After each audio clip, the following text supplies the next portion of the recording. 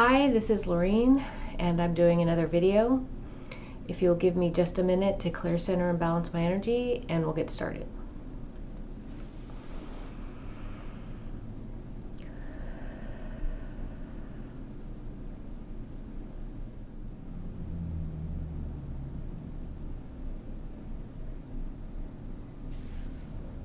Okay, so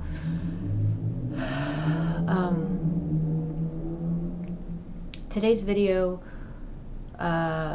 came to me yesterday, and it came when I was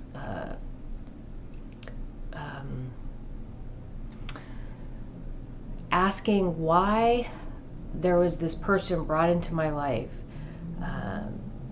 who really needs support and help, and then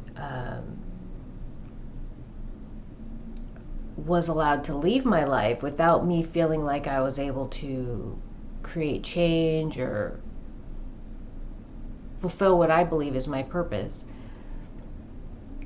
And then also why I was asked to step back, because even though people aren't in my presence, I can still send love and light energy, surround them with love and light energy, and help elevate their consciousness and help elevate their energy field to help bring awareness to where they are in their life and what needs to be addressed. Even though I'm not talking to them directly, just surrounding them with love and support and helping to bring awareness will help empower them to find their path to their purpose, or break free of the bonds or the chains, the negative energy and attachments that have influenced them, give them the tools and help awaken them so that they can walk their path. I can still do that, yet I'm still being asked to step back.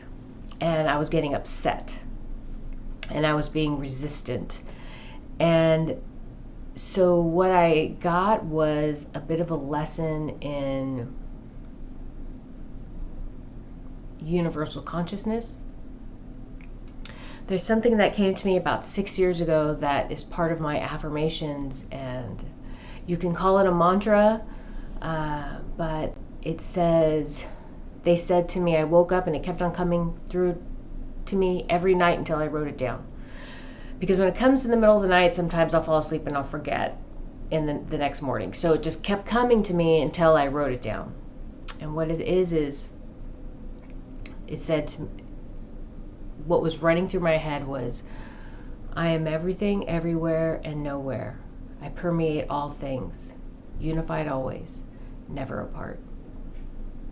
And so this is something I say all the time to help me understand my role and universal consciousness and my connection to everything, everywhere in the universe. And this is not only true of myself, it's true of all of us, each of us. Individually, we are connected. And so I felt like pulling me back was not allowing me to connect in what is natural, to be connected to everything. Okay. And so I was a bit resistant. And so I got this reality check, I guess, or a lesson. And this goes to something I've also said about spiritual awakening. It's like, it's not all sunshine and lollipops. It's not all good. There are some truths to this universe, the duality, the light and dark, that must be acknowledged. And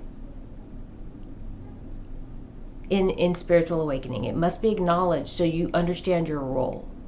So we all understand our role in this endeavor, in transcendence, change, ascension, because the only thing that's constant in the universe is change. And so I'm just going to start. I wrote down stuff because when I become a bit resistant, sometimes the information can become fragmented. So I felt like it was important to write stuff down so I didn't lose track. of what I wanted to say and what needed to be said. Because today I did not want to do the video. I was trying to find ways out of it, and I kept on getting nudge. You have to do the video. You have to. You must do the video. So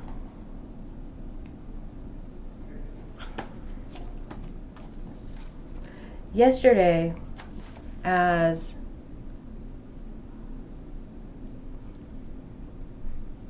I was thinking about this person who I've talked about as being very connected to in the last couple videos, who was surrounded by the angels at the end of the last video, being healed and elevated. I'm going to start at the end. And what ultimately came to me was, there is only one. Only one is needed. And in one of the videos I said, I think it's the one, it's titled, "The Assignment of the One to Usher in the Messiah is not a responsibility to be taken lightly." And in that video I talked about the secret space program, the 20 and back, and all the traumas that were suffered by the soldiers that were manipulated into going, have been manipulated into going, and are still being manipulated into going. And even though they're only supposed to do 120 and back, and they're supposed to get all this payment and whatever, they get nothing, because they erase their memories and they put them back here in the present, in their present. And that's that. In that video I said that I set the intention to carry the weight of those traumas. I do that 2 or 3 times a day. I ask for the ability to carry that, because I can. I know I can. I know I can live as many lifetimes as I need to create balance eventually in the end, because there is no beginning or end. There's only right now, and it's eternal. And so I have eternity to balance my energy, and I know I can tolerate anything. I know it. So I asked for that burden to carry, so that these individuals could be alleviated from those traumas, from the emotional trauma. And so one of the things that came to me yesterday when I was engaging my guides and divinity was, those I take the burden from, take it back, because we only need to know that there is someone out there who truly cares enough to relieve us of our burdens, to give us the strength to carry on. So what they said was, basically, even though I've asked to take on those burdens, these individuals take it back. The second that someone alleviates the burden from them, because they know there's someone out there who loves them enough to take on that, they feel strong enough, they find the wherewithal within themselves to bring that karma back on themselves and carry the burden. And so there's something about how this energy, this soul, I've always been someone who draws the fire. I've always been the person who takes the hits. From childhood up, I've just always been that way. And it's very hard for me to watch people suffer. It's always been very difficult for me. And so I'm always stepping in front of it. I'm always stepping in front of whatever is coming at the person I care for, the person I love. It's just second nature. And in some ways I felt a little slighted, because I don't want people to suffer, and they're taking that away from me. And I think part of that has been because I've had so much trauma in my childhood, that's my mindset. That's just how I've come to be. Like, I will take this because I know I can, even though I don't have to. Not anymore.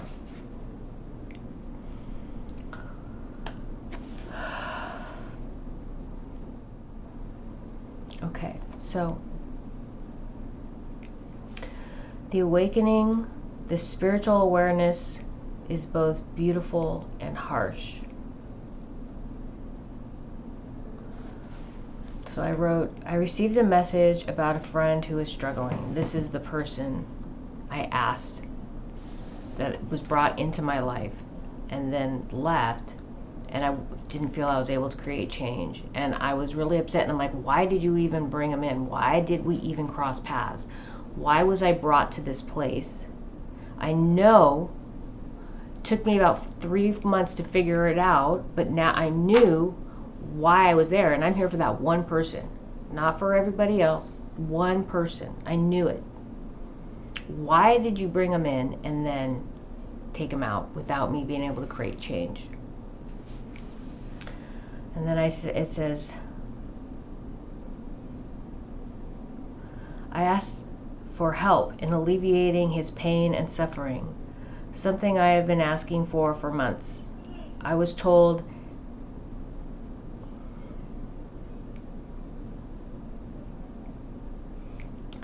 he suffers for you. He carries the burdens of past lives and this current life so that you can fulfill your soul purpose. And that was the harsh reality. They told me this person was brought into my life to show me that I was not the only one willing to suffer for other people. I was not the only person willing to take on the burdens of someone else's karma for other people. That this person came into this lifetime knowing that there would be profound suffering in his life, to carry the burdens of my past karma, my current karma, so that I could remain clear, centered, and balanced as much as possible in this lifetime, so that I could fulfill my soul purpose. He came in this life knowing that he would suffer, so he could carry the weight of the burdens of my past.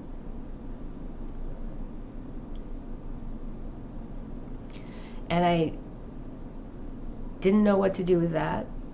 I was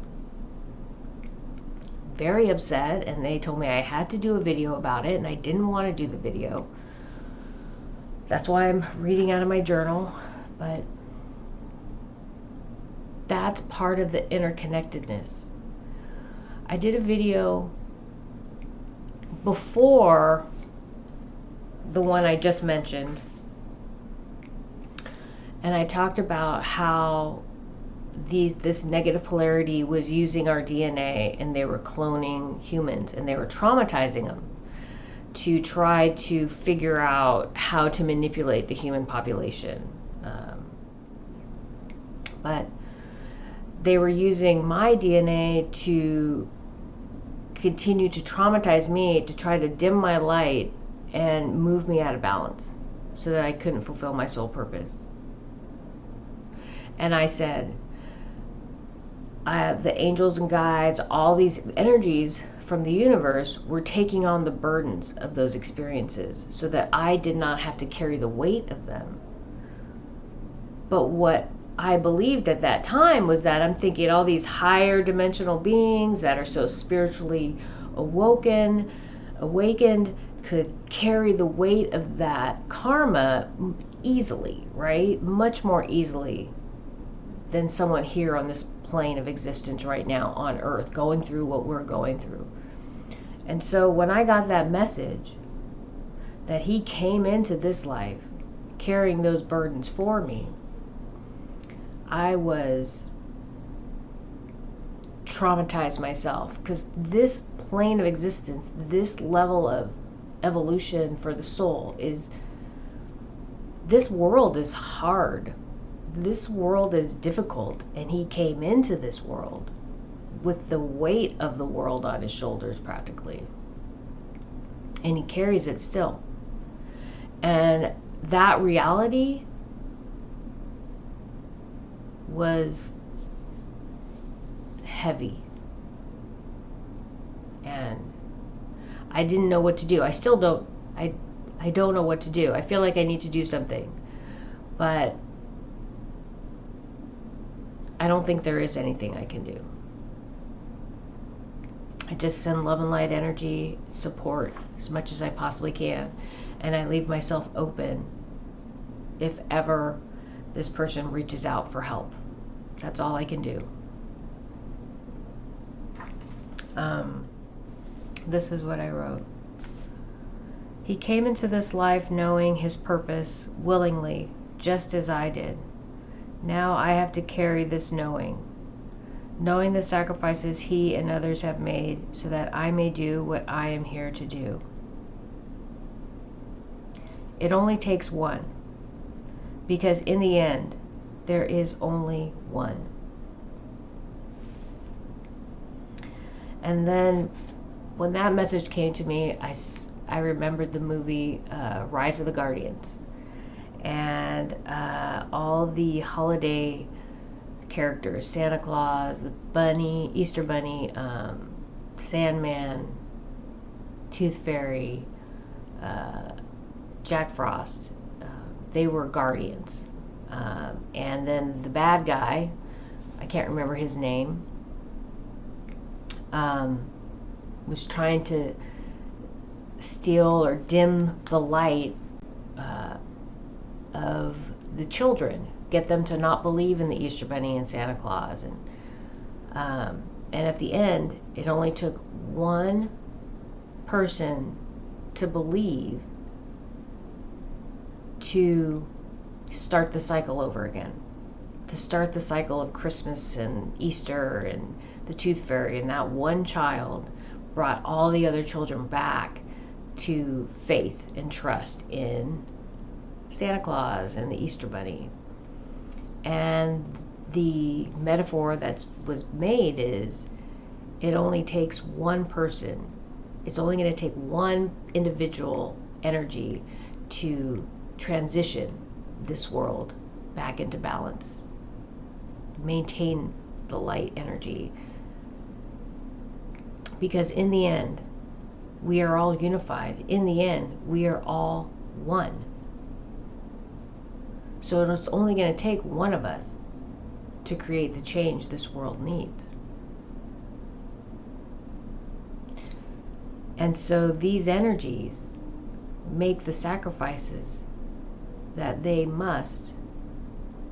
They're willing to make these sacrifices so that the one can create the change and bring Mother Earth back to balance and bring her back to her original beauty, but then build on that and create more for all of us, for everything. And it's not just humanity, it's every piece of energy on this planet, and then its interconnectedness to the universe. So it's the air, it's the sky, it's the soil, the mountains, it's the water, it's the plant life, and the humanity, and animal life. It's everything.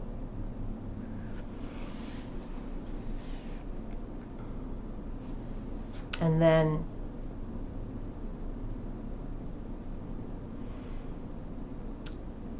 the truth is, transcendence, if we look at transcendence is about releasing the body concept and embracing consciousness. Transcendence is empowering the consciousness. This transition is about releasing the body. Transcendence is a shift in consciousness. We will still be incarnating in a physical form, but to understand that it's the consciousness that rules over all the physical parts of this world.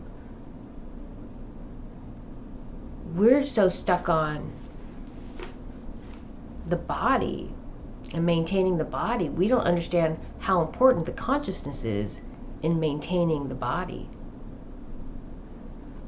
It's not about medicine or vaccines or anything. It's about our consciousness. Our consciousness maintains the health and physical wellness of our body.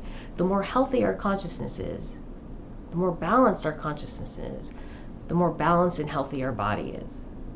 And that's what part of this transcendence is. That's what this transcendence is, actually. And then that extends to every particle of energy that we engage in this world and in this universe. That's what the next 1,000 years is going to be for us. It's going to be about us understanding our consciousness and how it empowers us on this world, how it will empower us in the universe as we grow. That is what the next 1,000 years is going to be. And we're at the very beginning of that shift and that change. And like I said, some have to be on the front end of that to help people move into that. And the people on the front end of that, and not just me, we're having to deal with the people who are still shifting and in a little bit in denial of that transition and what it means. We have to deal with the people who are in complete denial and who are going to move to the negative polarity, move with the negative polarity, and will be incarnating on a different planet. And we have to carry that weight of that knowing. Okay, and it's a heavy weight, but I don't know why some energies are more predisposed to being able to withstand this negative polarity, the influence of the negative polarity, but it's those energies that exist here on this planet that have been asked to do that.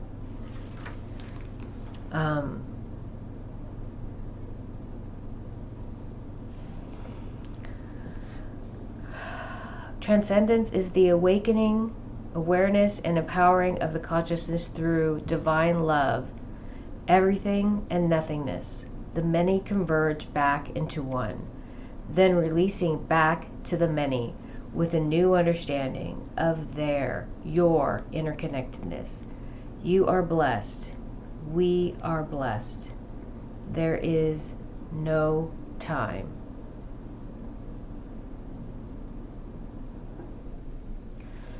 So we, the many that we are individually right now, that we perceive ourselves as individual, are being unified. So those transcending are being unified. We will be unified as one, once again, and we will understand our interconnectedness. And then we will be able to release back into individual energies, but understanding the interconnectedness and how we work as a unifying force on this world, as we work as a collective consciousness. But when you say collective consciousness, it kind of separates us from ourselves. We're not, that consciousness isn't separated from ourselves. That consciousness is connected always. That's telepathic communication. And when I was clearing my energy in the beginning, I had all these people coming in telling me what I should do and how I should do it. And it wasn't spiritual beings. It wasn't angels and guides. It was people from this planet, this world, communicating with me telepathically. And I had to shut them out, and I had to back out, because all of a sudden, some of these people realize that they can come in and engage me in this way. And I'm thinking to myself, this isn't the time, and you don't get to do that. You don't get to tell me what to do. I clear, center, and balance my energy. I connect to the divine, and I ask for guidance, and I go by that guidance. Individuals here on this planet who are trying to work their agendas are not influencing how I engage. That is purely divine. But nevertheless, they will try. But once again, we will come together unifying, understand our connectedness, become one, but then kind of separate again, but understanding that we are one.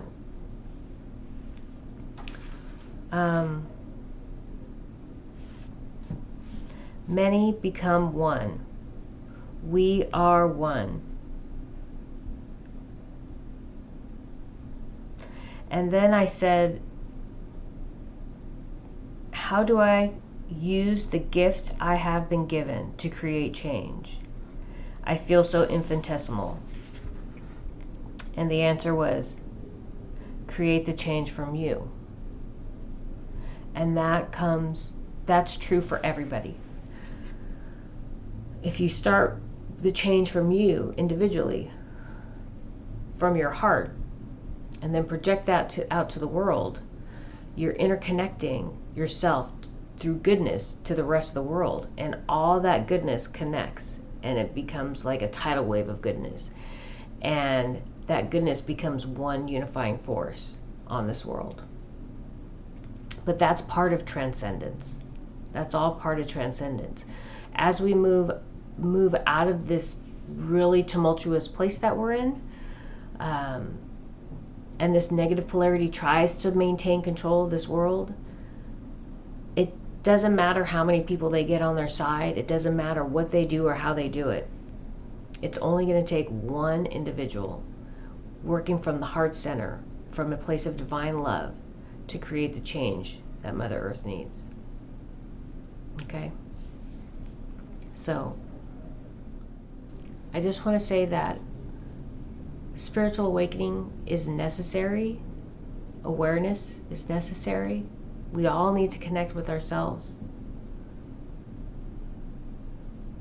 And it's beautiful. The good parts are beautiful.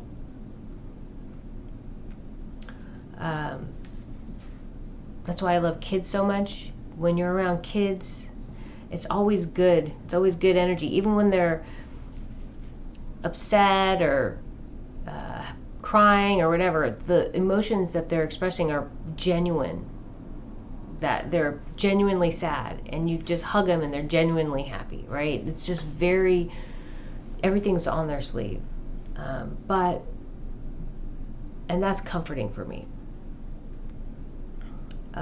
But when you get into the negative parts, the burdens that people carry, when I'm walking down the street and when I'm seeing people, and where I work, there's a lot of military with PTSD, and when you feel that energy from that PTSD and you're capable of engaging that energy, and it's always there in some form. Even when you protect your energy, you feel it. And I've told people, I can teach you how to protect your energy so when you're empathic, so that someone else's negative energy or depression or whatever they're going through doesn't influence your emotional state. But there's no way to stop you from feeling their depression or their sadness or whatever the negative emotions they're going through. So even though I can protect myself from that person's PTSD coming in and influencing my emotional state, I can't not feel it. And so that's part of this transition of spiritual awakening, is the hard part is you can't turn it off. And so as this world transitions, we're expelling that negative energy. We can't hold on to that, because you can't spend your whole life feeling all of those negative emotions around you all the time. And that's what transcendence is moving to a place of kindness and compassion and understanding for your fellow human being, for your fellow animal, for nature, for our world. Is when we care for one another, we release all that negative energy. But right now, during transcendence, there's still the components of that negative energy here that we have to deal with. And that makes transcendence difficult. That makes spiritual awakening difficult. And so I just want to say that, and I want to mention it and explain that to you, because Um, Often I feel like it's demonstrated or shown or spoken, referred to as something euphoric, which it is. But we live in a dual universe. So with the positive comes the negative, okay? And at this stage of evolution, we're still in a very dual place of positive and negative. We're moving out of that to a more centered place, but right now we're in a very dual place. And so I think the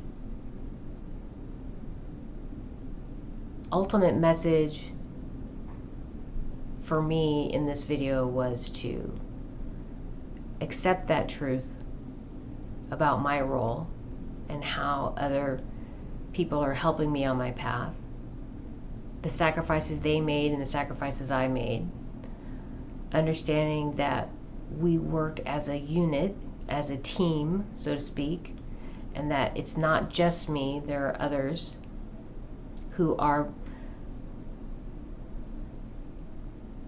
playing their role, taking on their roles very seriously, and they carry an equal weight, an equal burden. And so when I feel really low or I'm having a hard time and I'm struggling, that I'm not alone. I'm never alone.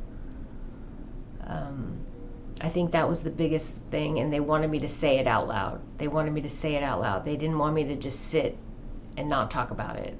They definitely were clear that I had to do this video. Maybe so that other people who are going through the same thing can understand. But they said that that was an important component. At the beginning of the video, when I was clearing my energy, again, I saw the angels, all the colors of the rainbow circling Earth like a halo, so I'll just say that. And let me see if there's anything else that comes in really quick.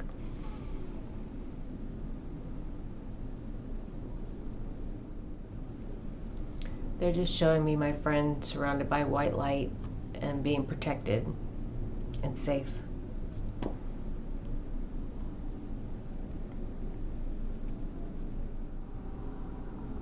And I hear, we are blessed. We are one. We are safe.